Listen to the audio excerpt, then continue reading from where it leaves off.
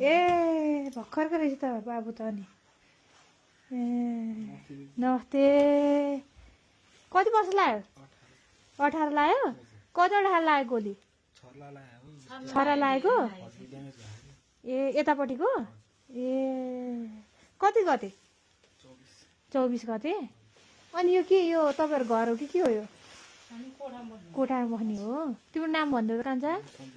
सञ्जय लामा दुखे छ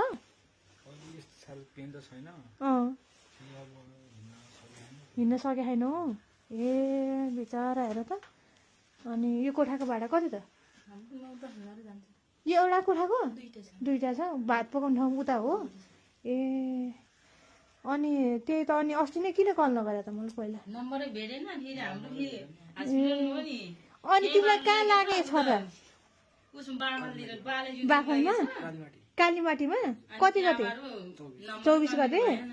ए अनि कहाँ पर्थ्यौ नि यो खुट्टामा किन रगत लाग्छ के भयो हजुर ए त्यही त अनि ल अब यहाँ सहयोग चाहिँ आछ ल्याउ त कान्छा अनि सहयोग चाहिँ यहाँ हाम्रो यो ड्रिम हाइट सिडनी बाट चाहिँ यो साजन भाइको नेतृत्वमा साजन श्रेष्ठ भने चिन्छौ साजन के त्यो यो कमेडियन हुन्छ नि एकजना त्यो हँसाउने के मोटे मोटे हुन्छ नि हो हो उहाँको नेतृत्वमा ड्रिम हाइट सिडनीको ग्रुपबाट उठाएको थियो 3,70,000 उठेकोमा 1 लाख चाहिँ अरूलाई पनि दिनुपर्छ भाइ तिमी जस्तो अरू पनि घाइते हुनुहुन्छ होइन के छ तपाईँहरूको अवस्था पनि बिचरा केही नाजुकै छ भनेर मलाई कला भएर